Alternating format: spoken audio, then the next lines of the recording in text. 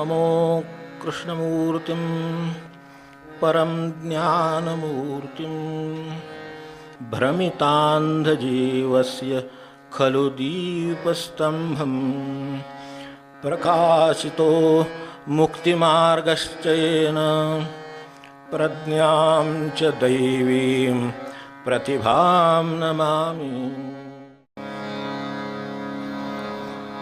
नमो कृष्णमूर्तिं परं ज्ञानमूर्तिं नमो कृष्णमूर्तिं परं ज्ञानमूर्तिं भ्रमितान्धजीवस्य खलु दीपस्तम्भं भ्रमितान्धजीवस्य खलु दीपस्तम्भं प्रकाशितो मुक्तिमार्गश्च येन प्रकाशितो मुक्तिमार्गश्च येन प्रज्ञां च दैवीं प्रतिभां नमामि प्रज्ञां च दैवीं प्रतिभां प्रज्ञां च दैवीं प्रतिभां नमामि। श्रीकृष्णमूर्तये नमः।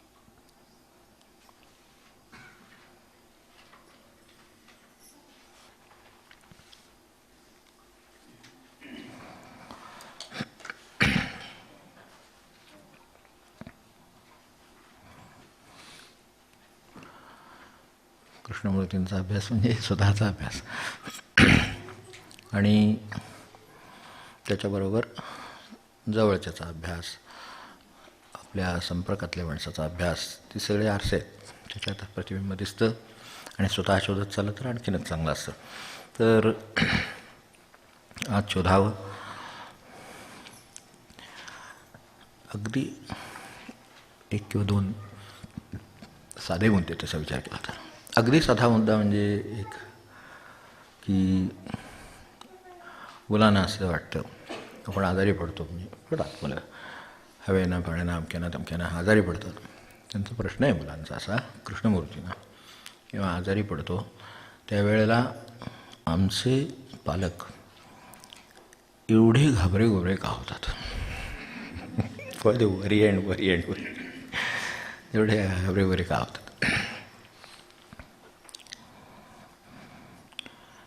कृष्णमूर्ती म्हणाले ते घाबरे गोबरे होतात म्हणजे ते घाबरतात हे बरोबरच आहे. ते तुमच्या आजाराला घाबरत नाहीत, त्यांना स्वतःची काळजी वाटते.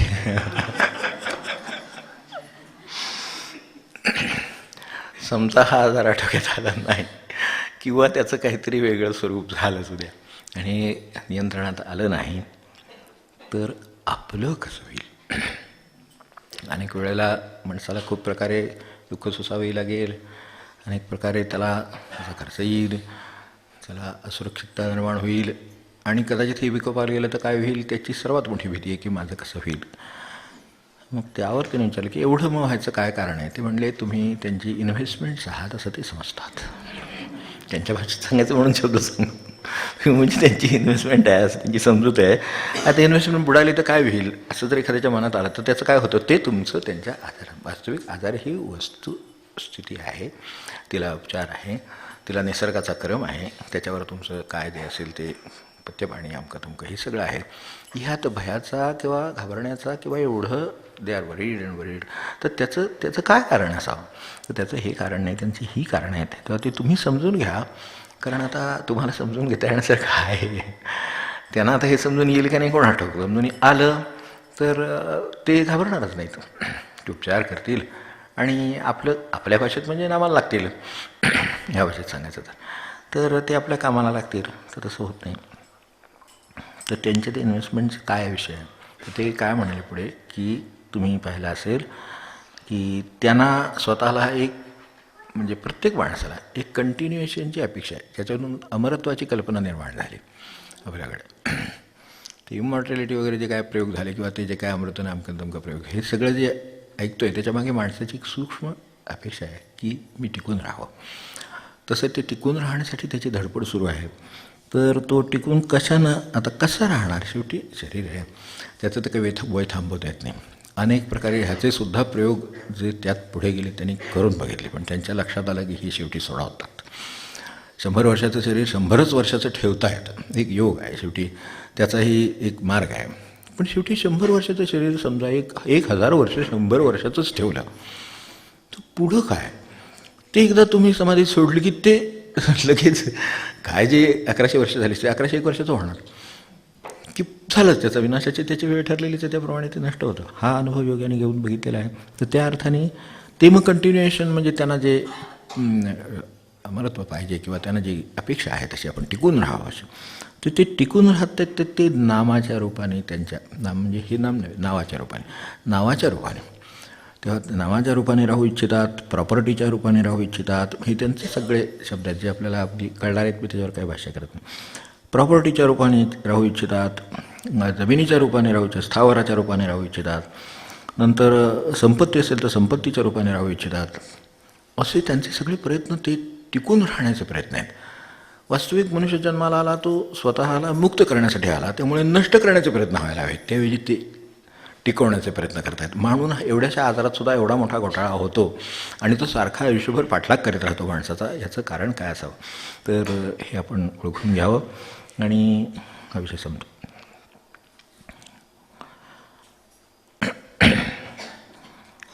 दुसरं असं आहे की हॉस्टेलमध्ये तर आपल्याला कल्पना आहे, KF हायस्कूल तेव्हापासून आहेत, आजही अगदी अलीकडे पुण्यातही त्याचं हे झालं, सह्याद्रीला प्रयोग झाला. मूळ ही बनारस, दिल्ली ही जी आहेत, राजघाट, ही सगळी कृष्णमूर्तींच्या विचाराला धरून उभ्या केलेल्या शाळा.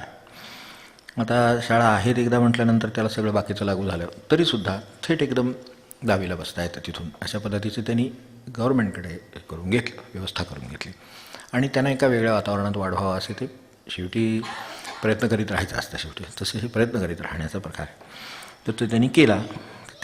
त्या मुलांच्यासाठी ते नित्यनेमाने जेव्हा भारतात इथल्या आणि तिकडे, तर त्या मुलांसाठी ते वेळ देत, त्यांच्याबरोबर सकाळी फिरायला जाणं, संध्याकाळी फिरायला जाणं, एरवी दिवसभरात जेव्हा गप्पांची वेळ शक्य असेल त्यावेळेला किंवा त्यांचे काही सत्र असेल तर त्या प्रश्नोत्तराला कशालाही, आणि त्यांच्याबरोबर त्यांचे पालकही त्या काळात कधी येणार असतील तर त्यांची भेट आणि त्यांचे जे शिक्षक आहेत त्यांची भेट, शिक्षकांच्या भेटींचे अनेक वृत्तांत आहेत, ते सुद्धा उद्बोधकच आहेत. एकदा ही फिरायला हॉस्टेलमधली मुलं बरोबर गेली होती आणि कृष्णमूर्तींच्याबरोबर गेली परत आणि आल्यानंतर हे प्रश्नोत्तराचं सत्र झालं. त्यावेळेला एका मुलाने त्यांना विचारलं की आम्ही आत्ता तुमच्याबरोबर फिरायला गेलो तेव्हा शेतामाळी काम करतात किंवा अगदी दारिद्र्यात असे झोपडीमध्ये बाहेर 2 मुलं चिखलात खेळत होती, बाहेरच्या त्या जमिनीवर अंगणात चिखलात खेळत होती, ती आम्ही पाहिली. तर ती तुम्हीही पाहिली असतील, तर तुमची त्याच्यावर प्रतिक्रिया काय झाली हे आम्हाला जाणून घ्यायची इच्छा आहे. काय की एकदा मुक्त वातावरण असलं म्हणजे मग हे असे प्रश्न एकदम थेट पडू शकतात आणि विचारले जाऊ शकतात आणि कृष्णमूर्ती ते ऐकून घेतात शांत चित्ताने आणि त्यावर त्यांना दिशाही देतात, ते उत्तरं दिशा देतात. आता त्यांनी विचारलं तो व्हॉट युअर सेंटिमेंट्स, तुमची त्यांच्याबद्दलची, तुम्हाला काय वाटलं त्यांच्याकडे बघितल्यावर?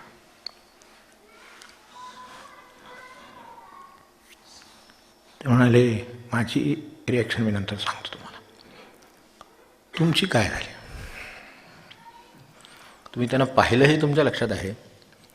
काहींचं असं झालेलं आहे, म्हणजे ती सगळे त्यातले सारांश सांगतो फक्त, की काहींचं असं झालं आहे की हे ज्यांनी विचारलं त्यांनी बघितलेलं तरी आहे, बाकीच्यांनी बघितलेलं पण नाही. तेव्हा आपलं जगातल्या दुःखाकडे किंवा जगातल्या ह्या परिस्थितीकडे किती लक्ष आहे ते त्यावरून दिसतं. इकडे तिकडे बघत जावं अशातला भाग नाही, पण जगातले दुःख निदान पाहून ठेवावं. निदान जे जाता दिसतं आहे तिकडे तरी लक्ष असावं.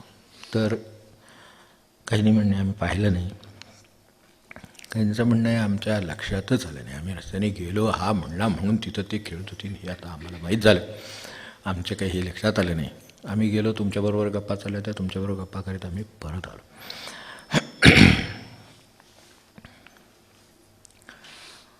कृष्णमूर्तींच मला हे आठवलं म्हणून एक आठवलं म्हणून सांगतो, किरकोळ दोन ओळीची गोष्ट. कृष्णमूर्ती एका प्रतिष्ठित श्रीमंताच्या गाडीतून चालले आणि एकदम ओरडले, अरे आणि काही नाही, ते श्रीमंत गाडी चालवत आहेत, ते ड्रायव्हरचं गाडी चालवतो आहे, हे बसले ते बसले सगळे, त्यांना ते बरोबर आहे, ते त्यांचं वावरही त्या वर्तुळात असल्यामुळं त्या काळातले त्या ज्या गाड्या ते तशा पद्धतीचं. अरे अरे म्हणलं एकदम. तेव्हा हे म्हणाले, अहो काय झालं एवढं, तो प्राणी गेला म्हणले आत्ता ह्या गाडीखाली, तो लक्ष आहे. ते इतके ते विलक्षण सावधान असतं. आता या क्षणी त्यांच्या हातात काही नाही, हे सगळं खरं आहे, तरीसुद्धा संवेदनाशीलता माणसाने गमावावी असं नाही आहे. युअर एन ऑवर रेकॉर्ड लक्षात आहे, गाडी गेली तोपर्यंत अर्धा किलोमीटर. तर तसं ते काही मुलांनी सांगितलं की आम्ही काय पाहिलं नाही. मग काहींनी सांगितलं की तिथं खूप अस्वच्छता होती, चिखल पसलादा सगळे, ही ती झोपडी होती, हे होतं, आम्ही बघितलं, जाता जाता दिसलं आम्हाला ते. आणि ती मुळात खेळत होती, ती चिखल एका म्हणजे गंगा रोडीत होती, त्यांना काही कळत नव्हतं, ती शिक्षणं नव्हती त्यांना, त्यांचे कपडे व्यवस्थित नव्हते, तर फाटके कपडे घातलेले होते, हे सगळं आम्हाला दिसलं. ठीक आहे म्हणा, काय हरकत नाही, तुम्हीच आता जी बरोबर मंडळी होतात मुलं, ती सगळ्यांनी हे पाहिले, इतक्या प्रतिक्रिया त्याच्यावर आल्या, तर त्या आल्यानंतर तरी तुम्हाला कळलं असेल की जगामध्ये जगण्यामध्ये खूप तफावती आहेत. तर आपलं निदान तफावतीकडे लक्ष तरी असावं. आता माझी प्रतिक्रिया सांगतो म्हणा की मी ती मुलं पाहिली, म्हणजे क्षणभर मी शांतचित्ताने विचार केला की हा समाजाला जो काही शोषणाचं वळण लागले आणि महत्त्वाकांक्षेचं वळण लागले त्यानं निर्माण झालेला परिणाम आहे, आणि मी एकटा असेन तरी याबद्दल काय करू शकतो. कारण कुठेतरी म्हणजे आता हे सत्पुरुषांची वाक्य आहेत, आपल्याला सगळी पाठ आहेत तरीसुद्धा सांगतो, कुणाला तरी लुबाडल्याशिवाय तुम्ही श्रीमंत होऊच शकत नाही. आता मी मागे बोलले म्हणून मी त्याचा रेफरन्स देऊ इच्छित नाही, पण कुणाला तरी लुबाडल्याशिवाय तुम्ही श्रीमंत होणारच नाही. तर श्रीमंत असाल तर तपासून बघा की कुठेतरी कोणाला तरी कोणत्या प्रसंगी का लुबाडले. आता लुबाडण्याला प्रतिष्ठा असू शकते, कायदा असू शकतो, संरक्षण असू शकतं, पण लुबाडणं हे लुबाडणंच असतं असं ते म्हणायचे. तर कोणाला तरी लुबाडल्याशिवाय तुम्ही श्रीमंत होऊ शकत नाही. तर ते का होता, तर तुम्हाला पैशाचं तेवढं आकर्षण वाटतं म्हणून होता. पैसा तर काही खात नाही, पैशानं घेऊन अन्न खाईल, अन्न किती खाईल, पैशा एवढं अन्न खाता येणं शक्य आहे का. एक श्रीमंत आहे, त्यांना सांगायचं तुमचा जेवढा पैसा आहे तेवढा सगळा अन्नावर घाला आणि तेवढं खाऊन दाखवा, त्याच्यात 10 पेट्या सुद्धा खाऊ शकणार नाहीत. तो स्वतःने जे मी म्हणतो आयुष्यभराचा विचार केला, आयुष्यभर सुद्धा खाऊ शकणार नाही. म्हणजे तिथून पुढं ती सगळा महत्त्वाकांक्षेचा व्यापार आहे. तर तसं झालं आहे, आणि महत्त्वाकांक्षेला प्रतिष्ठा आहे, आपल्याला प्रतिष्ठेची ओढ आहे, त्यामुळे म्हणजे ही निर्माण झाले. तेव्हा शोषणाशिवाय हे होणारच नाही. ते शोषणच नाही करायचं ठरवलं तर आपल्याला पुरेसं मिळेलच, पण इतरांना पण ते पुरेसं मिळणारच आहे. काही प्रमाणात प्रत्येकाच्या स्थानाप्रमाणे फरक राहील. मालक नफा मिळवेल तो वेगळा असेल, कामगार पगार मिळवेल तो वेगळा असेल, अगदी त्याची खाली आणखीन कोणी शिपाई काय आपण म्हणतो तशा पद्धतीचा वर्ग असेल, तो मिळवेल ते वेगळा असेल, पण हे असेल, पण ते त्याच्यापुरतं असेलच. आणि यात त्याला लुबाडून हा मिळवणार नाही, त्याला देऊन मिळवेल, मालक त्याला देऊन मिळवेल. होतं काय की लुबाडताना ते लुबाडलं जातं, मग बाहेर पैसा वाढला की प्रतिष्ठा वाढते, श्रीमंती वाढली की प्रतिष्ठा, लोक मान देतात.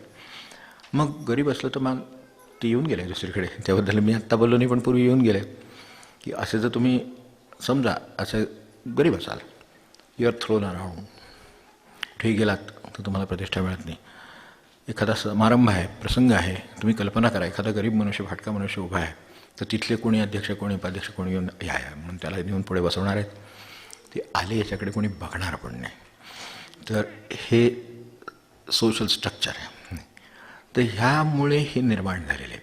ही जी चिखलात खेळत आहेत, तर हे. आणि दुसऱ्या बाजूला तुम्हाला माहिती आहे ना, म्हणाले अशी घरं आहेत की जिथे म्हणायची खोटी किती गोष्ट हजर करता येते, इतकी श्रीमंती आहे.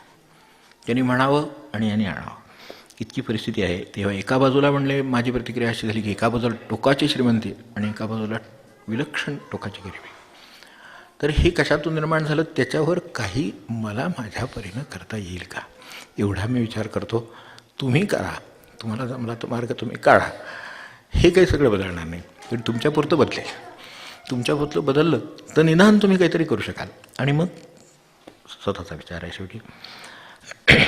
तर या ॲम्बिशन्समधून झालेल्या गोष्टी आहेत, महत्त्वाकांक्षेमुळे झालेल्या गोष्टी आहेत, हे लक्षात ठेवा.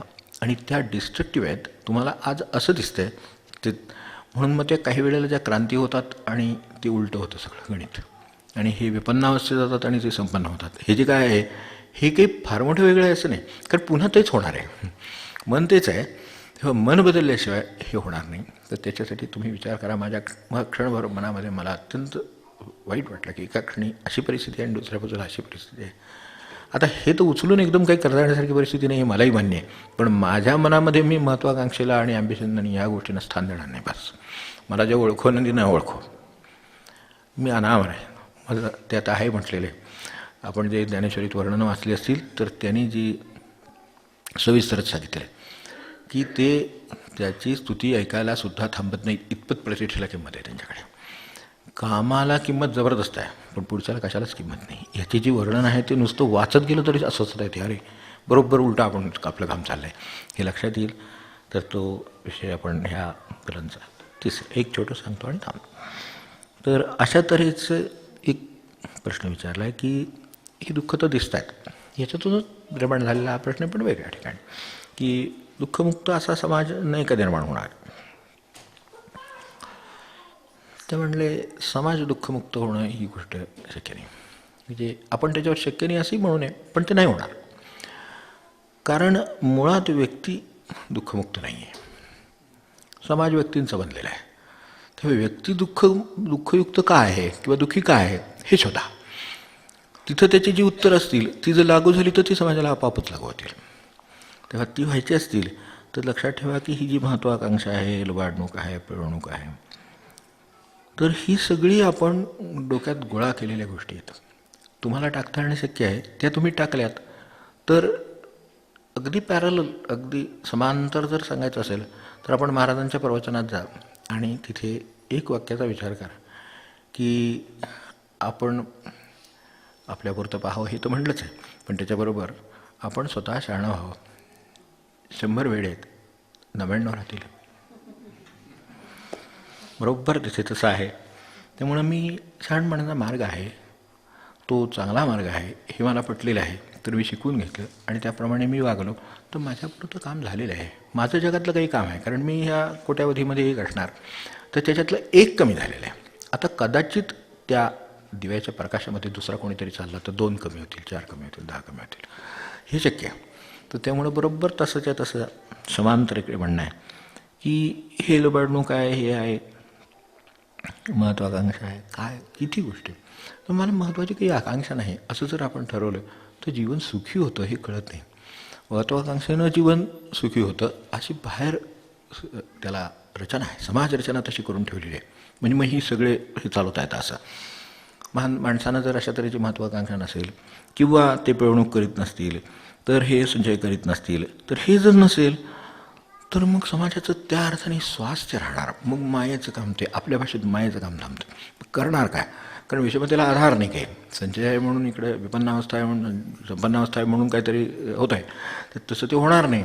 सगळे जर अशा पातळीवर येऊन बसले तर काय होईल, असं ते तिकडं कार्यक्रम सुरू आहे. त्याचा प्रभाव आपल्यावर पडतो. आपण आपल्यावर तो प्रभाव घ्यायचं काही कारण नाही.